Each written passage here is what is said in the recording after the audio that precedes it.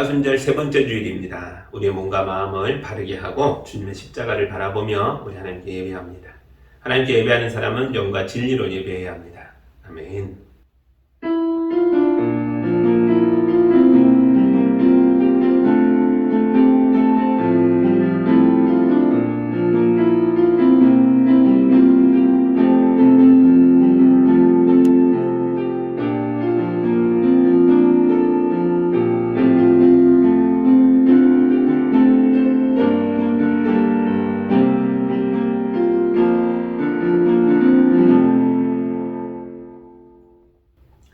사랑의 하나님 아버지, 만물이 힘있게 살아나는 봄이 왔습니다. 우리 예배에 임하여 주셔서 하늘의 기쁨과 생명의 능력을 부으시고 우리 예배자들의 몸과 마음이 힘있게 살아나게 하여 주옵소서. 예수님의 이름으로 기도합니다. 아멘. 찬송가 19장 함께 찬양하겠습니다.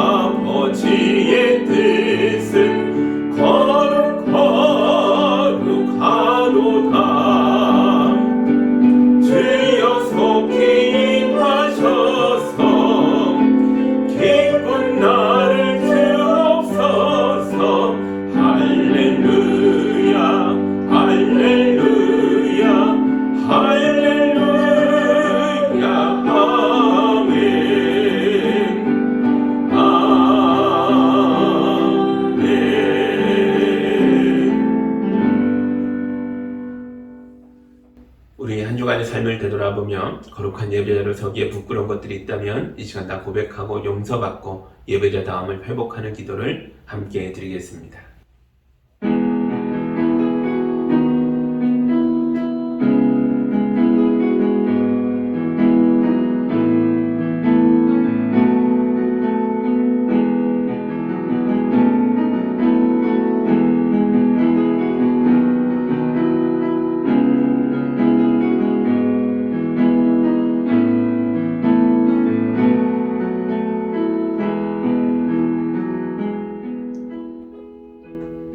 주님, 우리가 사순절 기간을 지내며 예수님의 십자가를 묵상하며 살아옵니다.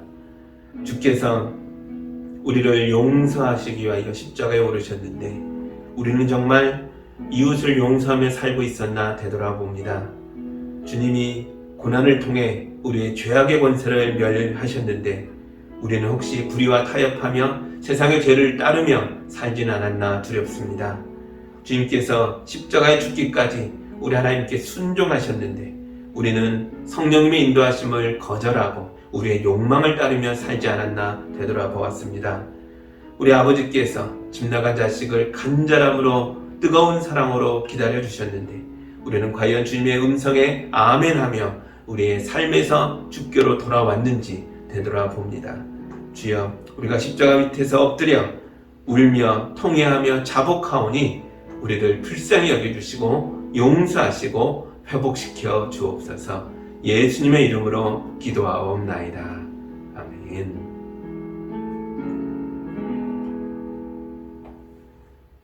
우리 주님이 주시는 용서와 치유와 화해의 말씀을 들으시기 바랍니다. 마음속의 진실을 기뻐하시는 주님, 제 마음 깊은 곳에 주님의 지혜를 가르쳐 주셨습니다. 우슬초로 나를 정결케 해주십시오. 내가 깨끗하게 될 것입니다. 나를 씻어 주십시오. 내가 눈보다 더 시게 될 것입니다. 아멘. 이제 참된 예배자로서 사도신경으로 우리의 신앙을 함께 고백하겠습니다. 나는 전능하신 아버지 하나님 천지의 창조주를 믿습니다. 나는 그의 유일하신 아들 우리 주 예수 그리스도를 믿습니다. 그는 성령으로 잉태되어 동정녀 마리아에게서 나시고 본디오 빌라도에게 고난을 받아 십자가에 못 박혀 죽으시고 장사된 지 사흘 만에 죽은 자 가운데서 다시 살아나셨으며 하늘에 오르시어 전능하신 아버지 하나님 우편에 앉아 계시다가 거기로부터 살아있는 자와 죽은 자를 심판하러 오십니다. 나는 성령을 믿으며 거룩한 공교회와 성도의 교제와 죄를 용서받는 것과 몸의 부활과 영생을 믿습니다. 아멘. 찬송가 516장 우리 함께 찬양하겠습니다.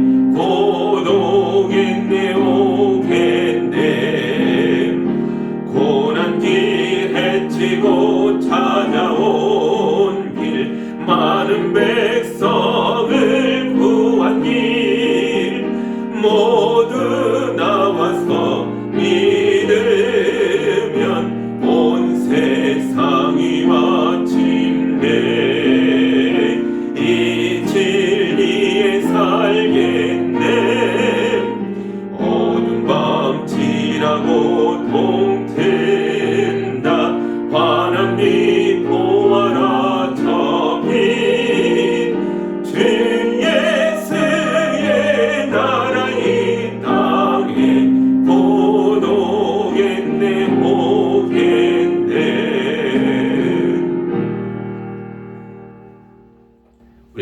기도합니다. 사랑의 하나님 아버지, 겨울 가뭄으로 바싹 말라있던 세상에 봄비를 촉촉하게 내려주셔서 산불도 꺼지고 나무와 꽃들도 살아나게 하시니 감사합니다. 우리 성도들의 삶에도 은혜의 단비를 부어주셔서 생명의 기운이 샘솟게 하여 주옵소서. 코로나 감염 사태가 막바지에 이르면서 감염자들이 폭증하고 있습니다. 이제는 언제 어디서 걸리는지도 모를 정도로 많은 분들이 감염되어 고통받고 있습니다. 주여, 우리가 이 마지막 고비를 잘 넘길 수 있도록 도와주시옵소서. 이미 감염된 성도들이 겪고 있는 고통을 줄여주시고 빨리 회복될 수 있도록 도와주시옵소서. 어린이들에게 백신을 사용할 때도 부작용 없이 안전하게 면역이 형성되도록 도와주시옵소서. 눈이 녹으면서 하얀 눈 밑에 감추어 있던 더러운 진흙과 쓰레기들이 드러나는 것처럼 감염 사태가 진정되어 가면서 코로나 방역에 눌려있던 사람들의 고통과 갈등이 드러나고 있습니다. 빚을 잔뜩 지게 된 자영업자들, 파산한 사람들, 재택기간이 길어지면서 갈등이 폭증하고 있는 가정들, 대면 수업을 못해 방치되고 학습 능력까지 떨어져 버린 아이들의 문제와 고통이 드러나고 있습니다. 주여, 세상의 유전자들에게 사랑의 마음을 주시고 하늘의 지혜를 주셔서 우리 사회의 문제를 해결하고 어려운 사람들의 손을 잡아주는 세상을 만들 수 있도록 인도하여 주시옵소서.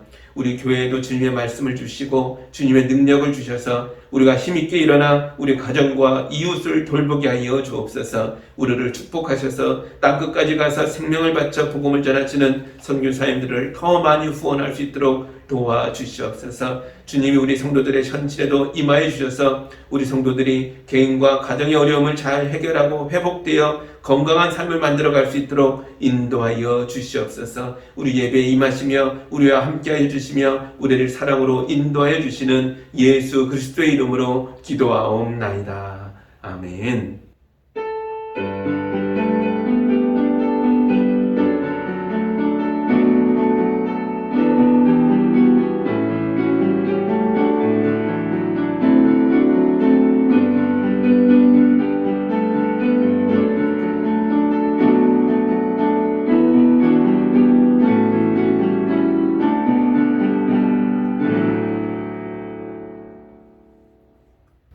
하나님의 말씀 같이 보겠습니다. 오늘 우리에게 주시는 말씀은 출애굽기 5장 1절에서 9절의 말씀입니다. 하나님의 말씀을 봉독할 때 여러분도 함께 보시기 바랍니다. 그 뒤에 모세와 아론이 바로에게 가서 말하였다. 주 이스라엘의 하나님이 말씀하시기를 나의 백성을 보내라. 그들이 광야에서 나의 절기를 지켜야 한다 하셨습니다. 그러나 바로는 이렇게 대답하였다. 그 주가 누구인데 나더러 그의 말을 듣고서 이스라엘을 보내라는 것이냐? 나는 주를 알지도 못하니 이스라엘을 보내지도 않겠다. 그들이 말하였다. 히브리 사람의 하나님이 우리에게 나타나셨습니다. 우리가 광야로 사흘 길을 가서 주 우리 하나님께 제사를 드릴 수 있게 허락하여 주십시오. 그렇게 하지 않으면 주님께서 무서운 질병이나 칼로 우리를 치실 것입니다.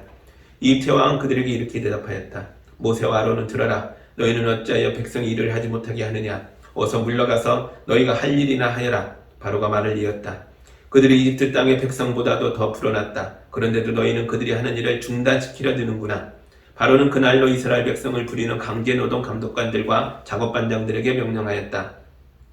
너희는 벽돌을 만드는 데 쓰는 짚을 더 이상 이전처럼 저 백성에게 대주지 말아라. 그들이 직접 가서 짚을 모아 오게 하여라. 그러나 벽돌 생산량은 이전과 같게 하여라. 만들어내는 벽돌의 수가 줄어들어서는 안 된다. 그들이 게을러서 그들의 하나님께 제사를 드리러 가게 해달라고 하면서 떠든다. 그들에게는 더 힘겨운 일을 시키고 그 일만 하게 하여서 허튼 소리에 귀를 기울이지 못하게 하여라. 아멘. 제가 기도합니다. 사랑의 하나님 아버지, 드디어 모세가 이집트에 가서 주님의 말씀을 가지고 주님의 능력으로 바로 왕과 대적하는 것을 보게 됩니다. 우리가 세상을 살아갈 때 많은 악과 대적하며 살게 될 텐데 이 말씀이 우리의 능력이 되게 하셔서 우리도 주님의 말씀으로 승리하는 삶을 살 수 있도록 인도하여 주옵소서. 예수님의 이름으로 기도합니다. 아멘.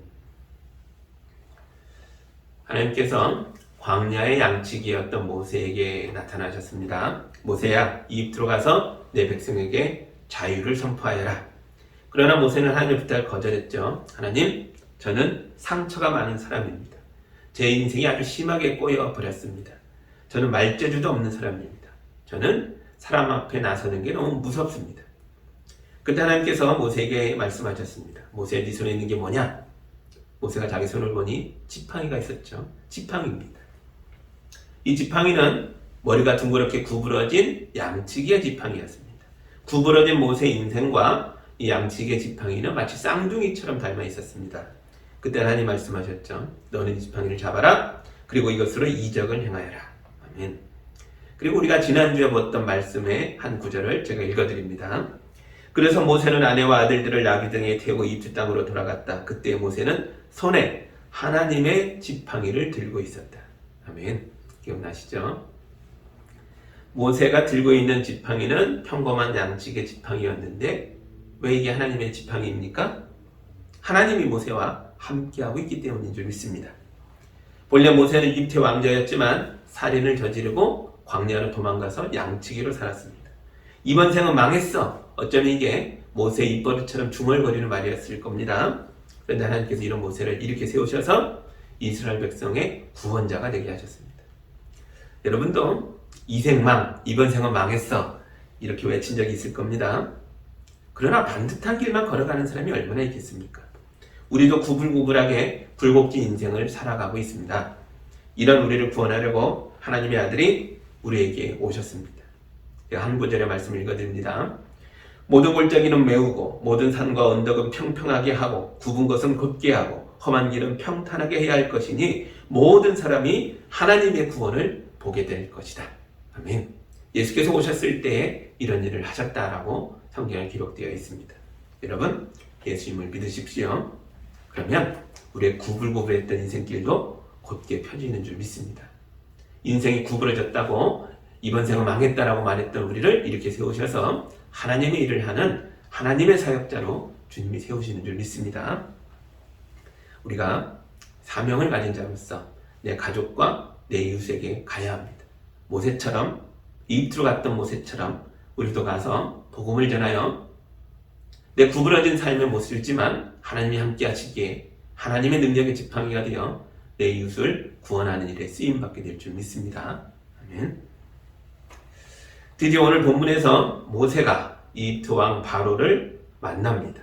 그리고 바로와 대결을 시작하는 거죠. 5장 1절 봅니다. 그 뒤에 모세와 아론이 바로에게 가서 말하였다. 주 이스라엘의 하나님이 말씀하시기를 나의 백성을 보내라. 그들이 광야에서 나의 절기를 지켜야 한다 하셨습니다. 모세가 이집트 왕 파라오를 만났습니다. 이제 두 사람 사이에 엄청난 다툼이 일어나게 될 텐데요. 그러나 성경의 저자는 하나님의 사건에만 집중하고 있기 때문에 아주 사소한 것들을 말해주지 않고 넘어가 버립니다. 예를 들어 모세가 뭘 어떻게 했길래 어떻게 하면 광야 양치기가 와서 이집트의 왕을 만날 수 있는 걸까요? 이 사이에 어떤 과정이 있었을까요? 저는 이게 너무 궁금한데 성경이 말해주지 않으니 알 수가 없습니다. 그래도 상상은 해볼 수 있겠죠. 오래전에 모세가 이집트의 왕자로 살고 있었을 때 어쩌면 이 두 사람이 서로 알던 사이였을지도 모르겠습니다. 어쩌면 서로 경쟁자였을 수도 있습니다. 그런데 하나는 경쟁에서 승리해서 이집트의 왕이 되었고 또 하나는 살인을 저지르고 광야로 도망쳐서 양치기로 살아야 했다는 거죠. 모세가 이스라엘 장로들을 보내서 만나자고 했을 때에 왕도 모세를 보고 싶어 했을 겁니다. 과거에 나의 경쟁자였는데 그 사람이 어디서 뭘 해서 어떻게 살다가 어떤 모습으로 나에게 왔나 보고 싶었겠죠. 그리고 왕은 촌스럽게 늙어버린 모세를 보면서 자기의 황금 지팡이를 흔들면서 승리의 미소를 지었을지도 모르겠습니다. 왕은 자기가 완벽하게 이겼다고 생각했을 겁니다. 과거의 모세는 권력 투쟁에서 철저하게 패배했습니다. 그러나 하나님의 사람 모세의 싸움은 아직 시작도 안 했습니다. 사실 하나님의 싸움은 이제부터입니다. 그리고 이 싸움은 무조건 하나님이 이기실 겁니다. 우리의 싸움도 그렇습니다. 한 인간으로서 우리는 세상의 경쟁에서 밀릴 수도 있고 사람과의 다툼에서 질 수도 있고 누가 잘 되는 것을 나는 무너진 상태에서 지켜봐야 할 때도 있습니다. 이게 우리 현실이죠. 그래서 실망스럽고 억울하고 때로는 부끄러울 수도 있습니다. 이런 일 때문에 대인기피증이 생겨서 집에만 있으려고 하는 사람도 있을 겁니다. 한때 모세도 그랬습니다. 모세는 자기 가족을 만나는 것 외에는 대부분의 시간을 광야에서 양을 돌보며 살았습니다. 그 세월이 무려 40년입니다. 모세가 얼마나 사람을 기피했던지 자기 스스로 생각해도 인간의 말이 불편했던 것 같아요. 하나님 앞에서 그러잖아요. 나는 말이 어눌합니다. 말재주가 없습니다.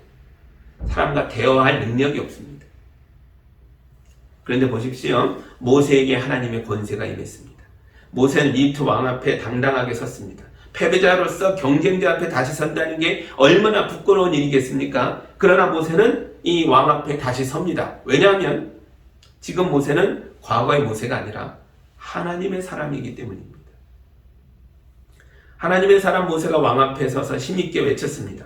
주 이스라엘의 하나님이 말씀하시기를 나의 백성을 보내라. 그들이 광야에서 나의 절기를 지켜야 한다 하셨습니다. 아멘. 모세가 두려움을 모두 극복했다는 게 아닙니다. 이집트의 최고 권력자인 파라오는 대단히 무서운 사람이죠. 모세는 왕 앞에서 하나님의 말씀을 선포하기 위해서 이 왕 앞에 서기 위해서 엄청난 용기를 짜내야 했을 겁니다. 그래서 하나님이 모세에게 이미 말씀하셨죠. 두려워하지 말아라. 내가 너와 함께 가겠다. 아멘. 용기란 겁이 없는 상태를 말하는 게 아닙니다. 용기란 무섭지만 선한 일을 하기 위하여 하나님의 부르심에 순종하기 위하여 자기의 안전지대에서 빠져나오는 겁니다. 모세도 자기 안전지대였던 미디안 광야에서 빠져나와서 이집트로 다시 돌아갔습니다. 이게 용기입니다. 그러자 모세에게 하나님의 능력이 임했습니다. 여러분들 세상의 경쟁에서 질 때가 있죠. 세상에서 실패하고 좌절과 실망으로 고통스러울 때가 있을 겁니다. 사람들 앞에 나서는 게 부끄러울 때가 있죠. 그러나 내가 진 거지 하나님이 지신 게 아니라는 걸 기억하시기 바랍니다. 하나님의 선한 싸움은 아직 시작도 안 했습니다. 하나님의 손을 붙잡고 일어나십시오. 하나님의 말씀과 하나님의 능력으로 세상의 죄악에 맞서 싸울 수 있습니다.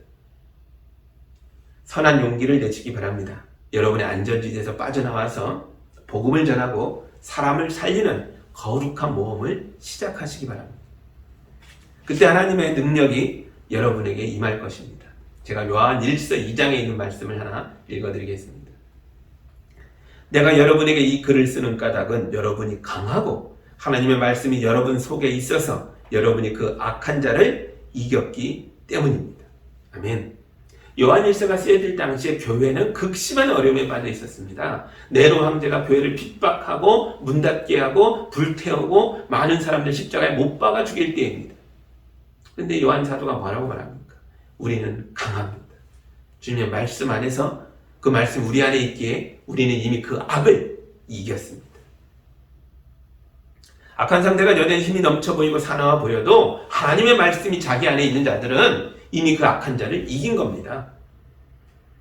지금은 악한 자가 기고만장해 있어 보이지만 그를 두려워하지 마십시오. 하나님이 이미 승리하셨습니다. 믿음이란 보지 못하는 것들의 실상, 오늘의 현실이라는 거죠. 이게 믿음입니다. 여러분 하나님을 믿으시기 바랍니다. 그러면 보이지 않았던 것들이 보이게 됩니다. 우리는 하나님을 믿는 믿음 안에서 내일의 승리를 이미 이긴 오늘의 승리로 가져와서 누리고 기뻐할 수 있습니다. 이게 믿음입니다. 그러나 바로는 하나님을 모릅니다. 바로는 믿음이 없기 때문에 그의 눈에는 모세와 함께 계시는 하나님이 보이지 않았습니다. 그래서 그는 허름한 모세를 비웃고 코웃음치면서 자기의 막강한 권력을 자랑했습니다. 2절 보시죠. 그러나 바로는 이렇게 대답하였다. 그 주가 누구인데 나더러 그의 말을 듣고서 이스라엘을 보내라는 것이냐. 나는 주를 알지도 못하니 이스라엘을 보내지도 않겠다. 아멘. 이집트 왕을 바로 또는 파라오라고 하죠. 이 파라오 이것의 본래 뜻은 큰 집이다 라는 뜻입니다. 이 두 왕들은 자기 왕위에 오른 첫날부터 건축을 시작합니다. 제일 먼저 짓는 게 사실 자기 무덤이고요. 그리고 여러 건축물들을 짓습니다. 왕이 죽을 때까지 건축을 하기 때문에 왕이 일찍 죽으면 자기 무덤도 만들다 만 상태로 거기에 묻히게 됩니다. 아주 독특한 이집트만의 문화죠. 그런데 왕이, 이 권력자가 너무 오래 살면 이 왕의 이름으로 세워지는 건축물이 이집트에 가득 차게 됩니다. 왕의 권력과 건축물의 크기와 건축물의 양이 비례하기 때문에 나중에는 아예 왕을 큰 집이다 라는 뜻으로 부른 거죠. 이게 파라오입니다. 바로 그 뜻입니다. 파라오가 거대한 건축물을 자기 권력의 모습으로 믿고 살았으니 그들이 대체 얼마나 허무하게 산 것입니까? 오늘날 이집트에 가보십시오. 그 왕들이 만든 거대한 건축물들이 몇 개나 남아있습니까? 거의 없습니다. 일부 남아있는 거대한 피라미드, 스핑크스 이런 게 남아있죠. 그런데 다 허물어져가는 돌무더기일 뿐입니다. 일부 남아있는 것들의 속을 들여다보면 독을 당해서 도둑놈들이 다 털어가서 텅텅 비어 있습니다. 그리고 왕들의 미이라들은 모두 꺼내져서 박물관에 전시되어서 관광객들이 구경하고 있습니다. 우리도 대통령 선거를 치르느라 나라가 들썩들썩했는데요. 많은 후보들이 있었지만 특히 거대 양당의 후보들이 서로 얼마나 헐뜯고 싸우던지 우리 모두가 좀 창피하다 하는 생각이 들 정도였습니다. 권력을 장악하려고 온갖 겉모술수가 난무했지만 그렇게 당선돼봐야 겨우 5년입니다. 여러분 5년 금방 갑니다. 5년 후에도 국민에게 존경받는 대통령으로 남아있을지 그렇지 못할지는 알 수가 없습니다.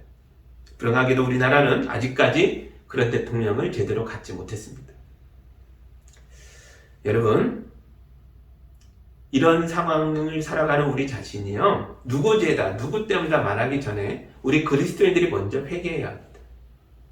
우리는 정권이니 당리 당략이니 그런 것들을 따르는 사람들이 아니라 하나님의 말씀을 따르는 사람들이기 때문에 그렇습니다. 대통령 후보들이 난리펴서 싸울 때 우리가 그 싸움에 끼어들어서 누가 좋고 누가 나쁘고 가지고 함께 싸울 것이 아니라 이 나라가 하나님의 말씀대로 세워질 수 있도록 각 당의 후보들에게 성경적인 정책들을 제안하고 요청할 수 있었어야 하는데 사실 그런 일들을 우리가 못했다는 거죠. 모세는 막강한 권력자 앞에서 이렇게 말했습니다. 3절 보시죠. 그들이 말하였다. 히브리 사람이 하나님 우리에게 나타나셨습니다. 우리가 광야로 사흘 길을 가서 주 우리의 하나님께 제사를 드릴 수 있게 허락하여 주십시오. 그렇게 하지 않으면 주님께서 무서운 질병이나 칼로 우리를 치실 것입니다. 모세가 바로에게 세 가지를 말합니다. 첫째, 하나님이 우리에게 나타나셨습니다. 둘째, 우리가 광야로 사흘 길을 가서 제사를 드려야 하니 허락해 주십시오. 그리고 셋째, 그렇게 하지 않으면 하나님이 무서운 질병이나 칼로 우리를 심판하실 것입니다. 이런 모세의 요청에는 고대 사회 사람들이 미처 생각하지 못했던 히브리 노예들에 대한 놀라운 개념들을 담아서 말하고 있는 거죠. 첫째, 하나님이 우리에게 나타나셨다라는 이야기입니다. 이 두 국민들에게 히브리 사람들이란 자기들보다 밑에 있는 인간 취급받기 어려운 인간 이하의 그런 존재들이고 이때 신들도 외면할 만한 그런 버림받은 사람들이었는데 놀랍게도 창조주 하나님께서 전능하신 여호와 하나님께서는 이 백성이, 이 노예들이 내 백성이다, 나의 사람들이다 라고 말했습니다. 둘째, 이들이 이집트 밖으로 사흘 길을 갔다가 제사하고 온다고 하죠. 그럼 이미 전에 말씀드린 것처럼 최소한 일주일이 필요합니다. 일주일 동안 노동해서 빼달라는 겁니다. 휴가죠. 노예들에게 휴가가 웬말이라는 거죠. 노예는 죽을 때까지 일하다가 버려지는 존재들인데 모세가 요청하는 거죠. 우리에게 휴가도 주시고 우리가 자유롭게 하나님께 예배 드릴 수 있는 종교의 자유도 허락해 주십시오. 이 뭡니까? 한마디로 인간 대접해달라는 겁니다. 사람답게 살게 해달라는 겁니다. 우린 기계가 아닙니다. 짐승이 아닙니다. 그리고 세 번째 개념이 가장 놀랍습니다. 만약 이집트 사람들이 히브리 사람들을 인간으로 대접해 주지 않으면 하나님이 질병이나 칼로 심판할 것이다 라고 말합니다. 여기서 질병이란 우리가 지금 겪고 있는 코로나처럼 전염병을 말하는 것이고, 칼이란 전쟁을 말하는 것입니다. 그러니까 질병이나 칼의 심판이란 건 한 개인에게 임하는 게 아니라 이집트 전체에 임하는 국가 단위의 거대한 심판을 뜻하는 거죠. 하나님의 말씀은 노예를 기반으로 돌아가고 있는 이집트 국가 경제 정책을 바꾸라는 말씀이고, 차별이 만연한 사회를 개혁하라는 말씀이고, 인권 말살의 현장을 보면서도 아무렇지 않아 하는 이집트 사람들의 정신문화를 바꾸라는 요구입니다. 그러므로 이 말씀에 순종하려면 이집트의 정치, 경제, 군사, 문화 할 것 없이 이 나라의 사회 구조 전체를 갈아엎어야 하는 겁니다. 물론 국가 단위로 이루어져야 하는 개혁이기에 한꺼번에 해나갈 수가 없을 겁니다. 그래서 제일 먼저 하나님이 모세를 통해 요청하신 게 노예들에게 휴가를 주고 예배할 수 있게 해달라는 거예요. 이게 되면 다음 것도 할 수 있을 겁니다. 그러면 이집트도 하나님의 나라가 될 수 있습니다. 이집트도 구원받을 수 있는 기회였습니다. 그러나 이집트 왕은 하나님의 요청을 거절합니다. 바로가 노예 감독관들과 작업반장들을 불러서 명령을 내렸습니다. 히브리 노예들이 게을러져서 이런 말도 안 되는 요구를 하는구나. 종교의 자유를 달라고? 휴가를 달라고? 우리의 하나님을 만났다고? 헛소리를 하니 너희는 그들에게 벽돌을 만들 짚을 더 이상 배급해주지 말아라. 스스로 짚을 구해와서 벽돌을 만들게 하되 생산량은 줄이지 못하게 해라. 그동안 만들었던 거 다 만들어내게 해라. 이렇게 말합니다. 우리는 피라미드나 스핑크스를 보면서 이집트 건축물들이 거대한 돌로 만들었나 보다 이렇게 생각하는데요. 사실 그렇지 않습니다. 대부분의 건축물들은 진흙돌로 만들어져 있었습니다. 진흙을 짚을 섞어 이겨서 네모나게 만들어 햇볕에 바짝 말립니다. 그리고 그것을 쌓아서 건축물들을 만들었습니다. 그런데 오랜 시간이 지나고 전쟁도 일어나고 불에 타고 그러면서 이 벽돌 건물들이 다 무너지겠죠. 그러면 벽돌이니까 깨지기도 하고 밟히기도 해서 다져집니다. 그의 흙이 덮이면 다시 그 위에다 마을을 또 세우고 건물을 세웠습니다.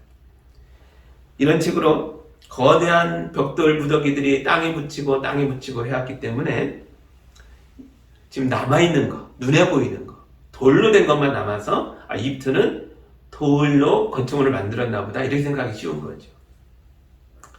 이런 고대 유적지를 텔이라고 부릅니다. 텔이란 언덕이라는 뜻입니다. 건축물이 무너져서 땅에 묻히고 그 위에 또 새로운 문명이 섰다가 또 무너지고 이러면서 켜켜이 쌓아 올라가면서 거대한 언덕층을 만들었기 때문에 거기에 유적이 있는 겁니다. 오늘날 이집트에 가도 그런 텔이라고 부르는 거대한 언덕 무더기들이 곳곳에 남아 있습니다. 이집트 왕은 인간답게 살게 해달라는 이 노예들의 요청을 거절했습니다. 이집트 왕은 노예들을 해방하라는 하나님의 명령을 거절합니다. 그리고 오히려 노예들에게 더 많은 짐을 지우고 더 혹사시키라고 감독관들에게 명령을 내렸습니다. 왕이 왜 도대체 무슨 생각으로 이런 명령을 내렸는지가 9절에 나옵니다. 그들에게는 더 힘겨운 일을 시키고 그 일만 하게 하여서 허튼 소리에 귀를 기울이지 못하게 하여라. 이게 왕의 생각이었습니다. 자유를 달라오는 노예들의 소리를 허튼 소리라고 말했습니다. 히브리 노예들을 나의 백성이라고 부르는 하나님의 말씀을 허튼 소리라고 바로가 말합니다. 이 백성이 그런 허튼 소리에 귀를 기울이지 못하게 더욱더 힘겨운 일을 하게 해라 라고 명령했습니다. 권력이 누구에게 있는가를 보라는 거죠. 여러분, 자유니, 인권이니, 예배니, 하나님에 대한 순종이니, 헌신이니 이런 게 모두 허튼 소리입니까? 만약 왕이 이집트 백성에게도 이렇게 말했다면 이 왕이 권력을 유지할 수 있겠습니까? 만약 그랬다면 반란이 일어났을 겁니다. 이집트 백성에게도 자유니 인권이니 자기들의 종교적인 예배를 존중받는 것 이런 게 다 대단히 소중하고 중요한 문제였겠죠. 그러나 이건 어디까지나 자유 시민들에게만 그렇다는 것이고 히브리 노예들에게는 허튼 소리였습니다. 아니 허튼 소리여만 했습니다. 그래야 이집트의 정치, 경제, 문화, 거대한 건축물들, 이 노예 생산제도, 이 모든 사회제도들을 계속 유지하고 왕도 권력을 계속 유지할 수 있으니까요. 이집트 백성도 2등 국민이 있어야 자기들의 이런 차별적인 그런 권위를 유지할 수 있으니까요. 히브리 노예들만 조용히 시키면 이집트 사회의 나머지 구성원들은 모두 평안해지는 것입니다. 여러분, 이게 사회에 물든 악입니다. 이집트 사회가 엄청난 악에 물들어 있는 거죠. 그런데 이집트 사람들이 전혀 깨닫지를 못하고 있습니다. 악이 사회에 만연해서 아주 평범하고 익숙한 얼굴을 하고 있기 때문에 그렇습니다. 그러나 하나님은 이집트에 만연한 악을 정확하게 보고 계셨고 마침내 이런 세상을 심판하고 뒤집어 엎어버리려고 모세를 보내신 겁니다. 여러분, 우리 사회는 아닙니까? 우리가 사는 세상에 남녀 간의 차별이 정말 없습니까?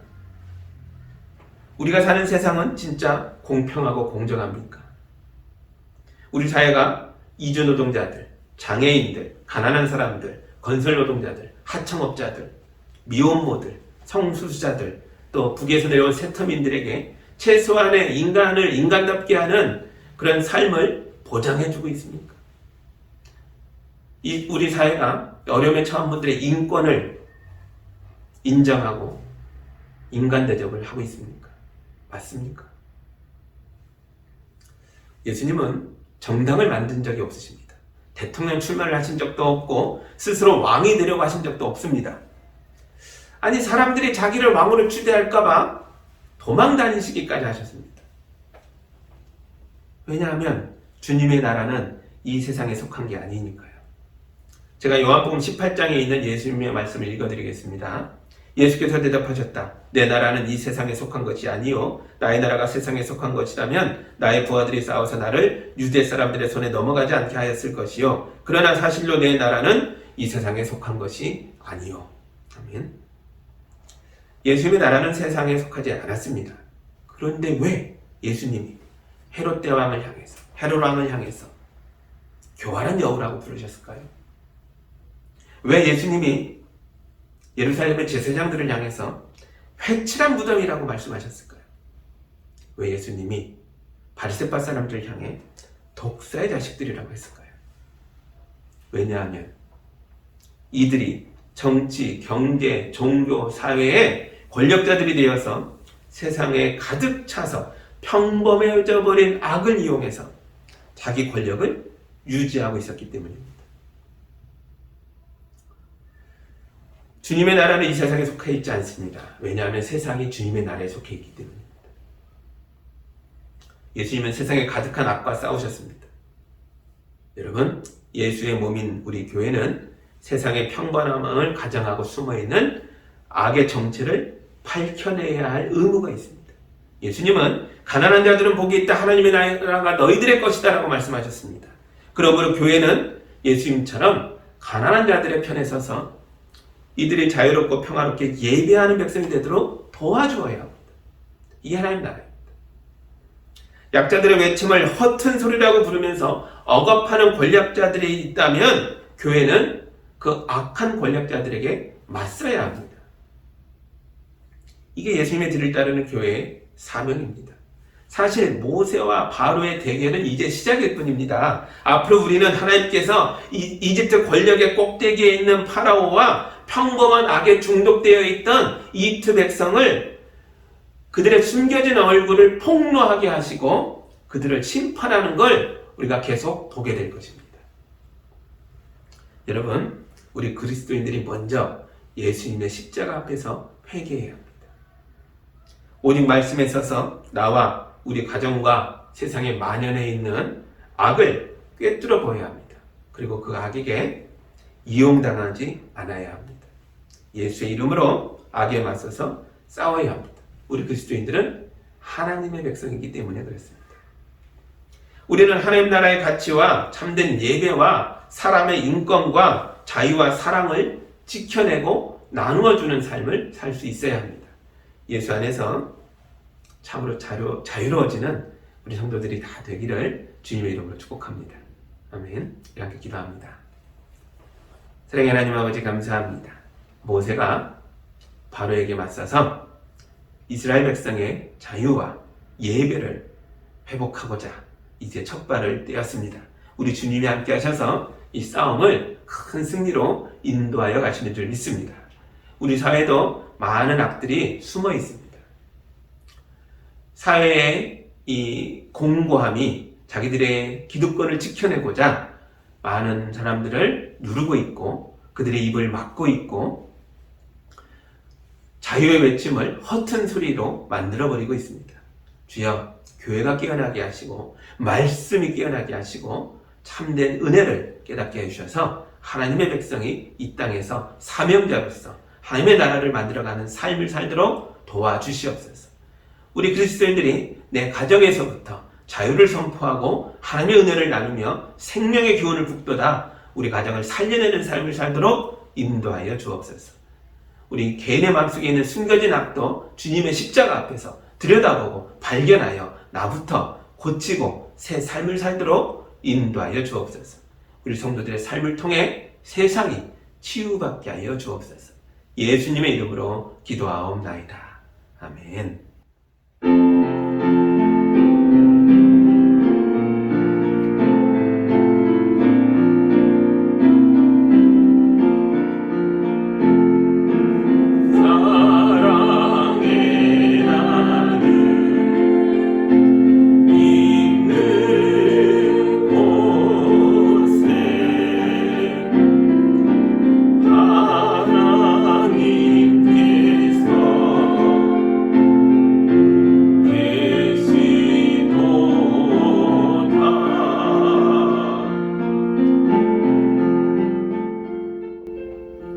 사랑의 하나님 아버지 감사합니다.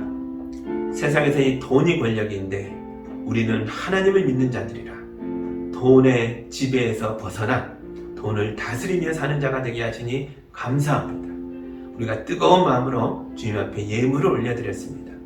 귀한 예물을 통해 주께 영광이 되게 하시고 주님의 교회가 든든히 서가게 해주시고 우리 성도들이 모여 예배할 수 있는 공동체가 유지되게 해주시고 또한 주님의 이름으로 이 물질이 흘러 세상으로 나아가 많은 사람들을 돌보고 구원하게 하여 주옵소서. 우리 성도들 강하고 담대하게 살아갈 수 있도록 하늘의 능력으로 베풀어 주옵소서. 병약함이 떠나게 하시고 마음의 무너짐이 회복되게 해주시고 물질의 연약함이 새로움으로 하늘의 능력과 축복으로 변화될 수 있도록 도와주시옵소서. 예수님의 이름으로 기도하옵나이다. 아멘.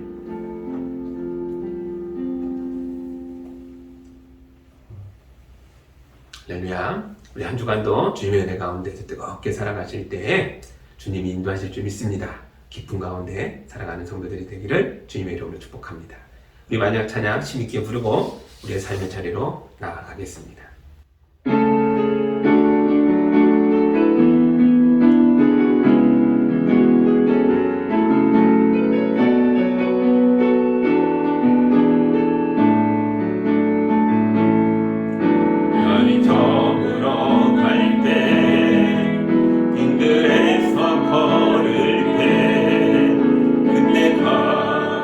하나님의 때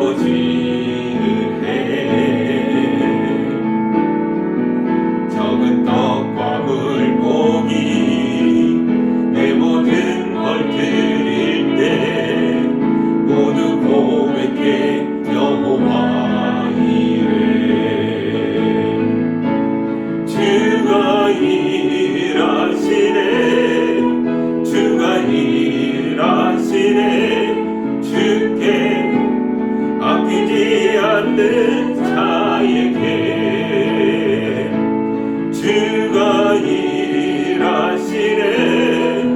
주가 일하시네 신뢰하며 걷는 자에게 주가 일하시네 주가 일하시네 주께 아끼지 않는 자에게 주가 일하시네 주가 일하시네 신뢰하며 걷는 자에게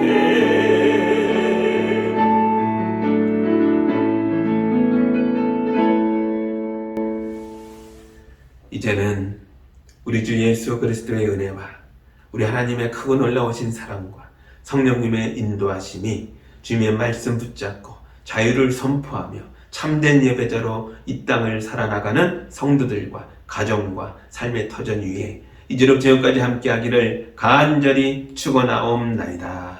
아멘.